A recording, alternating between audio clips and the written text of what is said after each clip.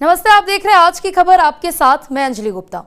UP cabinet ने मुरादाबाद में 1980 में हुए दंगों की रिपोर्ट को सार्वजनिक करने का फैसला लिया है। दंगे की जांच के लिए बनी जस्टिस सक्सेना आयोग की रिपोर्ट को योगी सरकार विधानसभा में पेश करेगी। 20 नवंबर 1983 को जस्टिस सक्सेना आयोग ने मुरादाबाद दंगों की जांच कर अपनी रिपोर्ट सौंप दी थी। 43 साल में कई सरकारें आईं, लेकिन अब तक रिपोर्ट सार्वजनिक नहीं की गई। मुरादाबाद दंगों के पीड़ित 43 साल से न्याय और मुआवजे की मांग को लेकर दर दर भटकते रहे। सबसे पहले आपको उसी ईदगाह से हमारी संवाददाता की स्पेशल रिपोर्ट दिखाते हैं। 13 अगस्त 1980 में मुस्लिम समुदाय के लोग ईद की तैयारी करके अपने घर से ईदगाह में नमाज पढ़ने के लिए निकले थे। ये वो ईदगाह है जहां पर मुस्लिम समुदाय के सैकड़ों की संख्या में लोग ईद की नमाज पढ़ने के लिए पहुंचे थे। ईद की नमाज के दौरान बीच में कुछ देर पहले एक जानवर मस्जिद के जो ईदगाह है उससे कुछ ही दूरी पर नमाजियों के बीच में आ गया, जिसके बाद भगदड़ मच गई। भगदड़ मचने के बाद जब मुरादाबाद के सपा सांसद डॉक्टर एस टी हसन से बात की तो उनका कहना है कि कुछ लोगों में आक्रोशित हो गए थे, जिस पर पुलिस से और प्रशासन से नाराजगी जाहिर की। उसके बाद मुरादाबाद जनपद में हंगामा होना शुरू हो गया था। काफी देर तक हंगामा हुआ था और फिर मुरादाबाद में बवाल की स्थिति पैदा हो गई थी।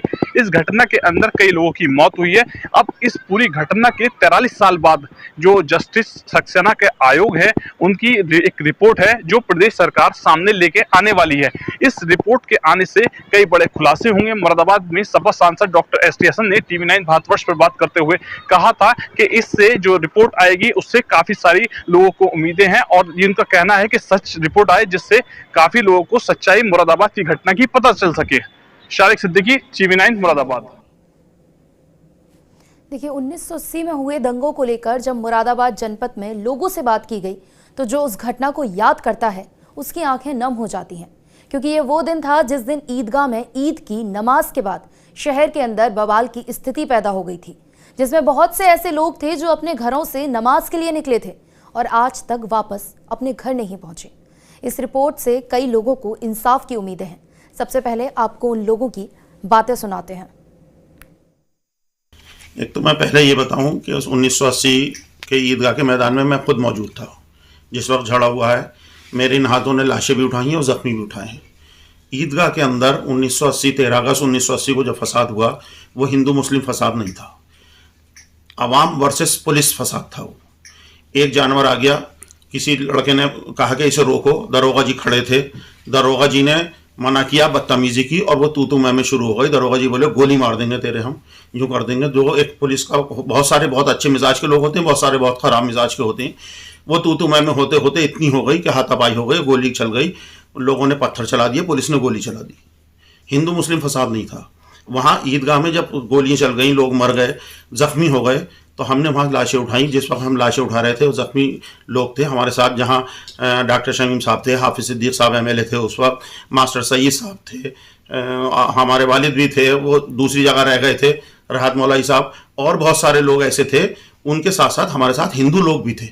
शर्मिंदर त्यागी थे, जगतवीर थे, GC आज़ाद थे, लक्ष्मण प्रसाद खन्ना थे, प्रहलाद नारायण खन्ना थे, ये लोग थे। हम शर्मा जी थे जो KG कॉलेज में टीचर थे, शर्मा जी, ये सब लोग हमारे साथ थे और ये सब उठा रहे थे, लाशें ले जा रहे थे, जख्मियों को दवाएं दे रहे थे। हिंदू मुस्लिम फसाद नहीं था। हिंदू मुस्लिम फसाद तो बाद में एडमिनिस्ट्रेशन ने कर दिया इसे।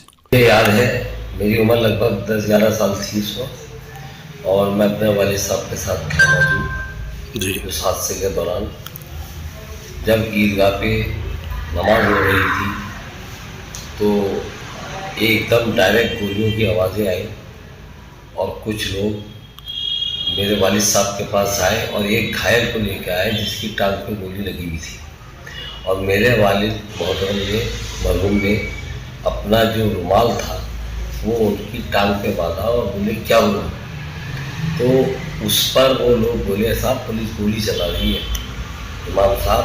तो वो जहाँ से खुतबा देते थे उसके जीने पे चढ़े और जाके जो उन्होंने देखा तो गोलियाँ चल रही थी। तो उन्होंने ये वार्न किया यहाँ के DM और SSP साहब को, DM साहब को, कि मैं कमाल फ़हीम, डॉक्टर कमाल फ़हीम, इमाम शहर बोल रहा हूँ, ये गोली क्यों चल रही है, गोली रोक दी जाए। जब गोली नहीं रुकी, ये कुछ मिनटों का वो है लफ्ज़, तो उन्होंने कहा कि आप गोली रोकते हैं या मैं जिहाद बोल दूँ।